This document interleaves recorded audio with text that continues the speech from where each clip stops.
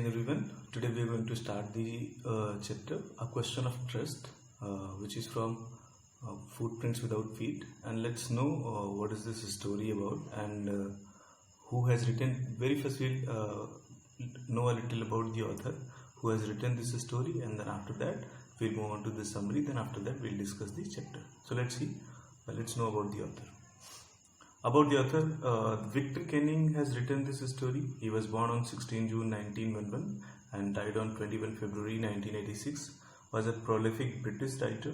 He was actually a British writer, and mostly he wrote novels and thrillers who flourished in 1950s, 60s and 70s. That was approximately his he was very much popular during the 1950s and 60s and 70s.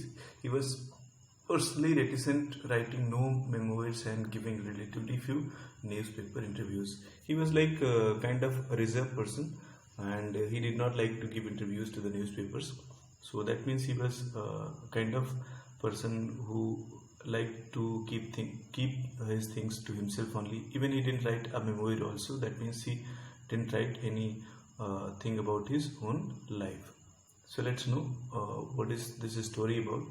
This story, A Question of Trust, is about a man named Horace Danby who is 50 years old, and everyone around him thinks he is a good and honest man. This story revolves around a man whose name is Horace Danby, who is around 50 years old. And if we talk about his reputation in his surrounding, then most of the people know that he is good and honest man. He used to build locks and used to earn enough profit so that he could hire 2 servants to help him. He was actually by profession an ironsmith, and he used to build logs, kind of factory that he had where he used to build logs, and even he had 2 servants also to help him out. He was sent to jail once about 15 years ago because he used to commit robberies every year. And around 15 years ago, that means during the time when the story was written, and that time only, it is described that about 15 years ago he was sent to jail because at that time he used to commit robberies. Nobody knew that he was actually a robber. And this year when he goes to a house for robbery, he meets a woman who pretends to be the owner of the house. And how had she actually landed into the jail? That year when he actually went for a robbery into a house, he saw a woman over there who pretended that she was the lady of the house, he was the owner of the house. And then after that, later when he left the house after some time, when he was caught, he was sent to jail. Then he realized that the whole thing, that perhaps the lady was actually not the owner of the house, instead she was another thief. And that's how she was very much disappointed to know that at least thieves should have a little bit of they should have also a little bit of rule and regulation. They should have also a little bit of like self-respect, and perhaps that is why he actually felt like he must not believe anybody. So this is the story. Let's know what happens in this story. So let's read this story. So here's the story, A Question of Trust. It is said that you must be a thief to catch a thief, but it is also said that there is honor among thieves. Which saying does this story illustrate? So actually there is a very famous quote that it is always said that if you want to catch a thief, you have to think like a thief, you have to behave like a thief. But there is another saying also, there is honor among the thieves. So you have to find out after reading this story that which saying is actually depicted by this story. So after reading this story, you'll get to know that what is it actually want to convey. But before we read, we need to know a little bit of things in our mind, that what are we going to find out. What does Horace Danby like to collect? So here this is a question for you, that while going through the story, you have to keep this thing in your mind, that you have to find out the question, answer of question. What does Horace Danby like to collect? Why does he steal every year? So there are 2 things, 2 questions, and these 2 questions are very much related to each other. And whatever he likes to collect, due to that only he is stealing every year. So let's find out what is that. Everyone thought that Horace Danby was a good, honest citizen. Everyone when like if you ask somebody in the surrounding and how this harassed and named person is, then perhaps everybody would reply that he is a very gentleman, he is very good, and he is very honest citizen. He was about 50 years old and unmarried. He was still unmarried. He was around 50 years old, and he lived with a housekeeper who worried over his health. There was a housekeeper in his house, and who always used to worry about his health, that what he should eat and what he should not eat. In fact, he was usually very well and happy, except for attacks of hay fever in summer. In fact, usually he was very well. He didn't have any problem, but he used to have sometimes hay fever, and it is a kind of fever. So hay fever is actually a kind of fever which is allergic fever, you can say. That means during the summers he used to have some kind of allergy, and due to certain things, and due to that he used to develop kind of running noses, or he used to sneeze a lot. So these all are the symptoms of hay fever. So in the summers he used to have it. He made locks and was successful enough at his business to have 2 helpers. And what was his business? He was having a business of making locks. He had 2 helpers also. He was kind of successful person. Yes, Suraj Danby was good and respectable. Yes, if you think about it, like whatever you have got to know till now, with this we can conclude that Horace Danby was successful. He was gentleman. He was respectable also.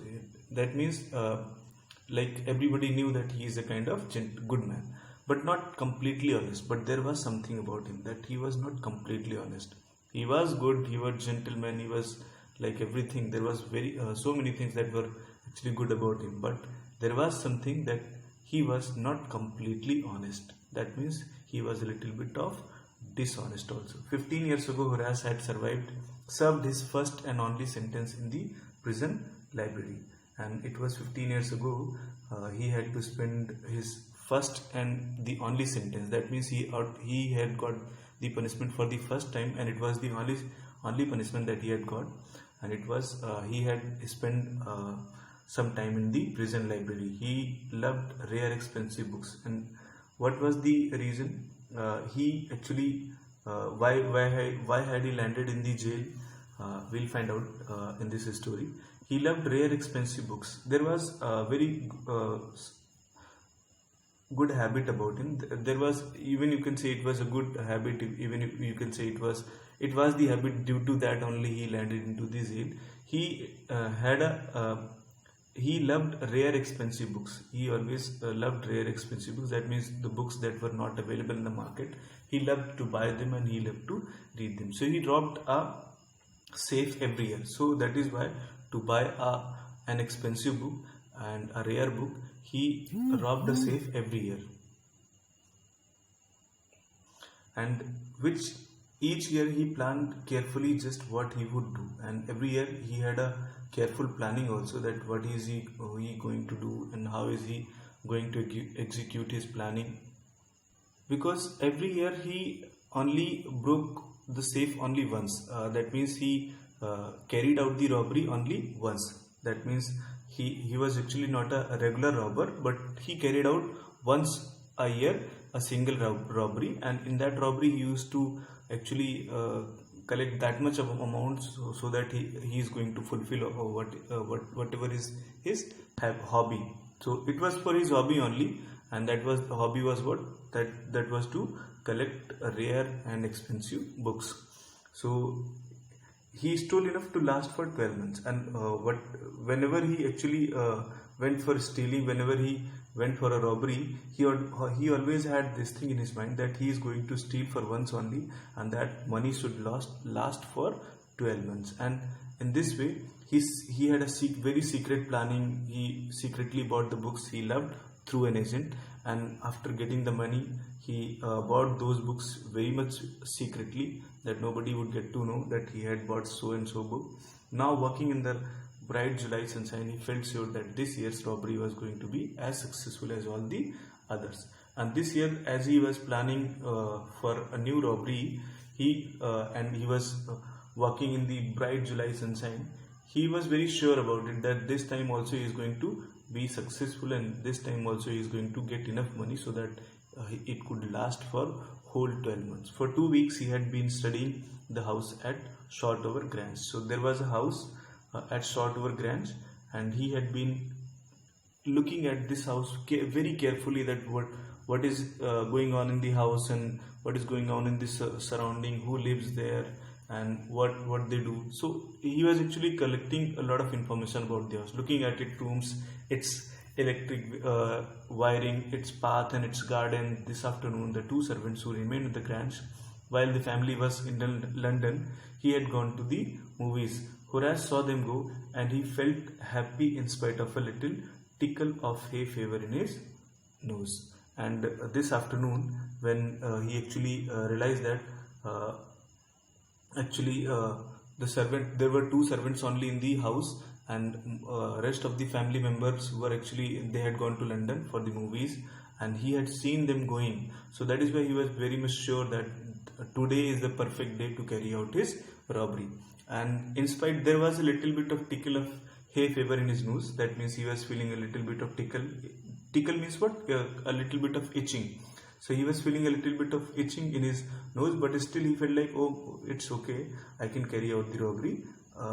It is not going to hamper his work. He came out from behind the garden wall, his tools carefully packed in a bag on his back, and as he has planned, he entered into the house. He came from the behind the garden wall, and he had his bag that was actually carefully packed, and it was on his back. There were about 15,000 pounds worth of jewels in the grand safe, and he knew about what in the safe of the house there were about jewelry of around 15,000 pounds. That was really a good sum. If he sold them one by one, he expected to get at least 5,000. So he had calculated in his mind it was worth 15,000. If he'll sell them one by one only, then also he'll manage to get 5,000 pounds, and that would be actually enough for him to carry out his habit. Thousands enough to make him happy for another year. There were 3 very interesting books coming up for sale in the autumns. And why was he stealing this money? Because there were 3 interesting sales coming up in the autumn season, and he was now collecting money for that only. Now he would get the money he wanted to buy them, because now it was the time for him to carry on the robbery, because he needed the money to run for the whole year.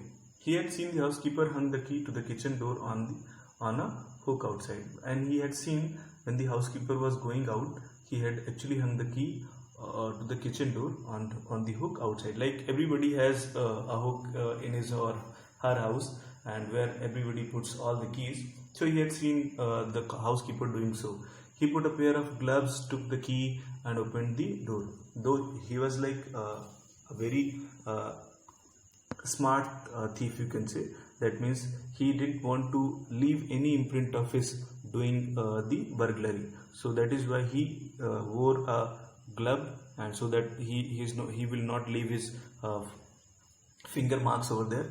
Took the key, opened the door. He was always careful not to leave any fingerprints. A small dog was lying in the kitchen, and as he entered into the kitchen, he found that there was a small dog.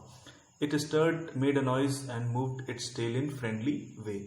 And as soon as he entered, the dog made a little noise. And why? Because most often when a dog sees a stranger, it makes a noise, and that was why. But after some time, it made it wagged its tail in a friendly manner. And how come this has happened? All right, Sherry, Horace said as he passed, and even he has actually got to know the dog's name also. The name of the dog was what? Sherry. He said, all right, Sherry, don't worry. And he passed by. All you had to do to keep dogs quiet was to call them by their right names and show them love. So he had actually learned this habit. He has actually got this idea that whenever you are actually treating a strange dog, someone's dog, like who considers you a strange person, who actually if you're going through a pet dog of somebody else, then perhaps what you should do, you should call them with their right name and even treat them with care and that's how they're not going to actually they're not going to be a problem for you. The safe was in the drawing room behind a rather poor painting, and if we talk about the safe, it was in the drawing room. It was behind a very poor painting. There was a painting in the drawing room, and it was behind that painting only. Horace wondered for a moment whether he should collect pictures instead of books. And when he entered into the room, he actually realized that there were a lot of paintings in the room. And for some time, he had actually just started thinking that perhaps now he should start collecting paintings instead of books. But they took up too much room. But then after that, he realized, but if I'll start collecting paintings, then perhaps he'll need a lot of space for storing them, and that's not a good idea. In a small house, books were better, and he felt like his house was small, so perhaps books were better over there. There was a great bowl of flowers on the table. Even there was a table in the center of the room, and on that table there was a great bowl of flowers also. And Horace felt his nose tickle, and now he was having this allergy with the smell of flowers only, and now he started feeling a lot of tickle in his nose. His nose was feeling itchy. He gave a little sneeze, and after that he started sneezing also, and then put down his bag. He carefully arranged his tools. He had 4 hours before the servants returned, and now he knew that he doesn't have to worry about anything, because the servants will return after 4 hours. So he is having 4 hours, and he can simply carry out his work. The safe was not going to be hard to open. After all, he had lived with locks and safes all his life, and the safe was not going to be hard for him, because he spends most of his day and most of his he had spent most of his life making locks and safe only. So the burglar alarm was poorly built, and even when he went through the burglar alarm, he found that it was very much poorly built alarm. So he was not very much worried about that also. He went into the hall and cut its wire. And what he did, he went into the hall and cut the wire of the burglar alarm. So that's how it was also dead now. He came back and sneezed loudly as the smell of the flowers came to him again. This time when he came back, he sneezed loudly, because he was feeling he was actually allergic to the smell of flowers only. How foolish people are when they own valuable things, Horace thought.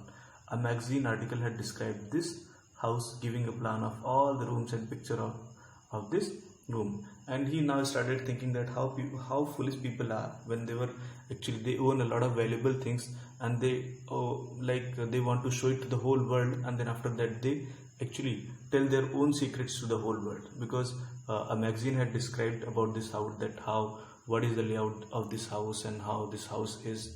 Even the writer had even mentioned the painting hid a safe.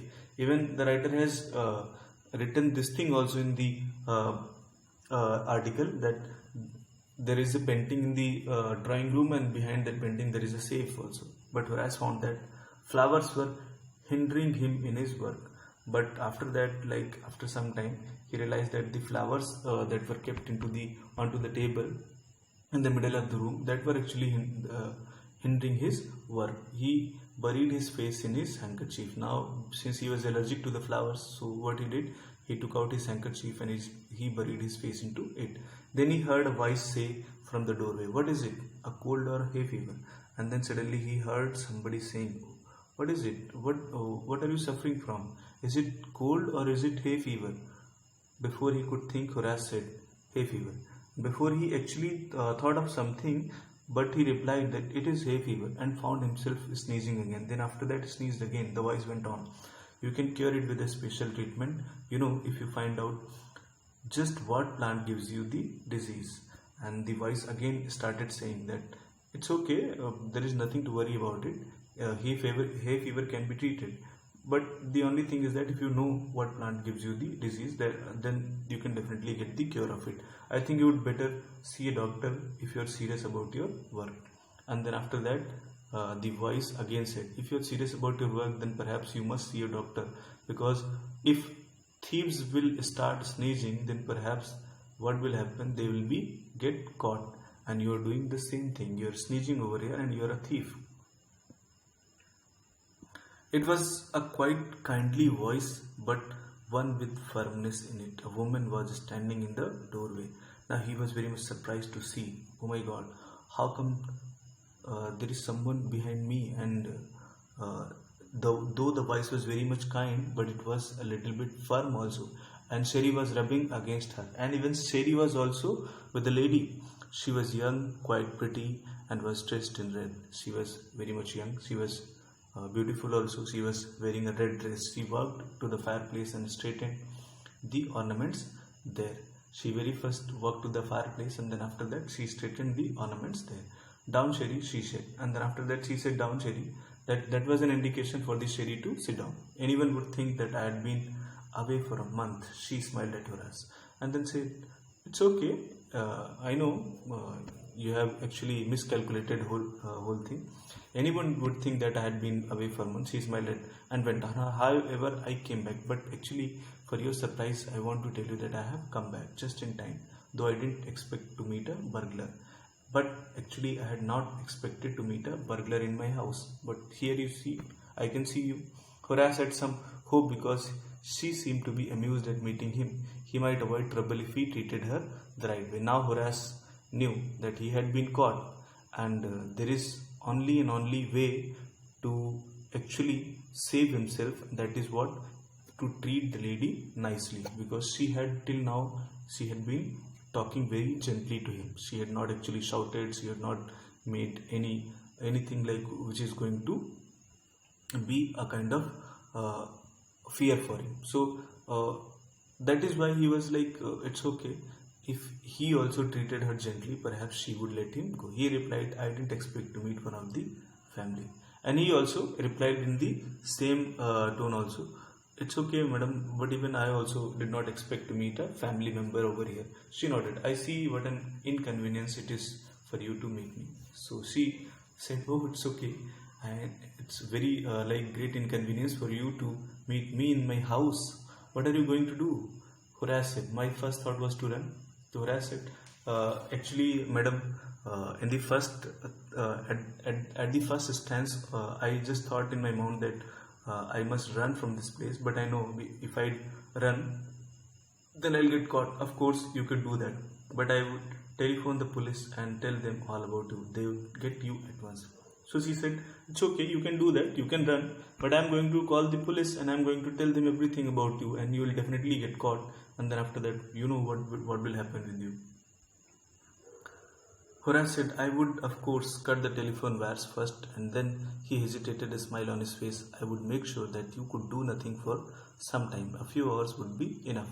So Horace said, it's okay, I know you will do that everything, but even I know what I have to do. If I'll actually plan to run away from this place, then perhaps I know what I'm going to do. Very first I'm going to cut the telephone wire. Then after that I'll have to do something that I don't want to do. He hesitated a little bit and forced a smile on his face, and he said, I will make sure that you could do nothing for some time, and perhaps I will do something like that for some time you're not going to do anything. A few hours would be enough, and a few hours would be enough for me, and I could really escape from this place. She looked at him seriously. You would hurt me. Now she was seriously looking at him seriously. You're going to hurt me? Horace paused and then said, I think I was trying to frighten you when I said that. Then Horace actually, now he had the whole thing in his mind. That lady is very sharp, and if I said that he was going to hurt her, then perhaps that may worsen the situation. So that is why he said, I think I was just trying to frighten you when I said that. You didn't frighten me, the lady said. But you could not frighten me. Horace suggested, it would be nice if you would forget you ever saw me.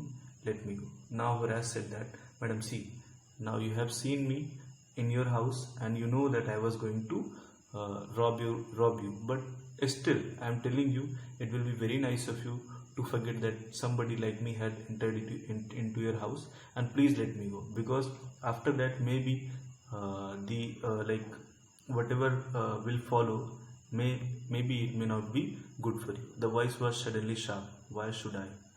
You were going to rob me. If I let you go, you will only rob someone else. Society must be protected from men like you. So she said, she was now this time very much stern, and she was a little bit tough also this time. Why should I? I know that you are going to rob me, and if I let you go, then perhaps after some day you're going to rob somebody else, and perhaps society must get rid of people like you. Society doesn't need people like you. Horace smiled. I'm not a man who threatens society. Horace now actually smiled a little. See, he said that I'm not actually a kind of that robber who threatens the society. I steal only from those who have a lot of money. Though I know I'm not doing a good thing, but I steal from those only who is having a lot of money. I steal for a very good reason. Even when I steal, it is for a very good reason, and I hate the thought of prison. And even there is one more thing, I don't like going to prison. She laughed and he begged, thinking that he had persuaded her. Look, I have no right to ask you for anything, but I am desperate. Let me go, and I promise never to do this kind of thing again. I really mean it. So she was actually laughing, and he was begging, madam, please, please, please, let me go, let me go. He was actually thinking in his mind that he has persuaded the lady, and perhaps the lady might let him go. But she was silent, watching him closely. For some time she was very much silent. Then she said, "You are really afraid of going to prison, aren't you? You are really she said, you are afraid of going to prison now." She came over to him, shaking her head. She came closer to him. "I have always liked the wrong kind of people. See." And then after that she said to him, "See, I have always liked the wrong kind." She picked up a silver box from the table and took a cigarette from it. Horace, eager to please her and seeing that she might help him, took off his gloves and gave her his cigarette lighter. Now what happened? Actually, she had just picked up a cigarette from the table, and just Horace wanted to please her anyway. He wanted to make her happy, and so that she could actually allow him to go. And that's how what he did. He suddenly actually took out his gloves and took out his lighter and offered her. And that's how. "You let me go." He held the lighter towards her. "Madam, please, please, please let me go." "Yes, but only if you'll do something for me." So she said, "No, it's okay, I'll let you go. But if you do something for me, then only I'll let you go. Anything you say." Ma'am, anything. Whatever you say, I will do. Before we left for London, I promised my husband to take my jewels to our bank." So now she started explaining him. "See, listen. Before we left for London, I told my husband that I'm going to take all the jewelry to put into the bank. But I left them here in the safe. But it's my mistake that I left them here only. And perhaps had I not seen you today, you would have taken it away also. I want to wear them to a party tonight, so I came down to get them. And the reason was that I wanted to wear those jewelries for a party tonight. So I came down, but I saw you here." Horace smiled. "You have forgotten the numbers to open the safe, haven't you?" Now Horace smiled. "Oh my, then that means you want me to open the safe because you have forgotten the number to open the safe." "Yes," replied Dandy. Yes, you're very smart. You know what you have to do. Just leave it to me and you'll have them within an hour. But I'll have to break your safe." And he said, "Ma'am, don't worry about that. I can get you your jewelry to you. But do one thing. In 1 hour only I'm going to give it to you. But please. But for that again I have to do what? I have to break your safe. Don't worry about that, mister. My husband won't be here for a month, and I'll have the safe mended at that time. By that time." So she said, "It's okay. Don't worry about that thing. You just get it out right now, and I'll get it mended. I'll get it repaired afterwards. So don't worry about that. My husband is not coming for a month, so you don't have to worry about it." And within an hour, Horace had opened the safe, given her the jewels, and gone happily away. For 2 days he kept his promise to the kind young lady. On the morning of third day, however, he thought of the books he wanted, and he knew he would have to look for another safe. And after that, after giving the jewelry to the lady, he had gone from that place. The lady had allowed him to go, but for 2 days he had kept his promise that he is not going to rob anyone in his life again. But on the third day he again started having this thing in his mind that he wanted those books, and for that at least he wanted some money, and for that he will have to carry out a robbery. So he started looking for another safe, but he never got the chance to begin his plan. But this time he never got the chance to begin his plan. By noon, a policeman had arrested him for the jewel robbery at Shotover Grange, and by the afternoon, because he was arrested by the police by the afternoon for the robbery at the Shotover Grange, at the very place where he had actually handed over the jewelry to the lady. His fingerprints for he had opened the safe without gloves were all over the room, and no one believed him when he said that the wife of the owner of the house had asked him to open the safe for her. And then after that, because his fingerprints were found over there, all over the house and all over this safe also. So what happened? Even like he continually told the police that it was the wife of the owner of the house who has told him to open the safe, and that's why he had opened it for her.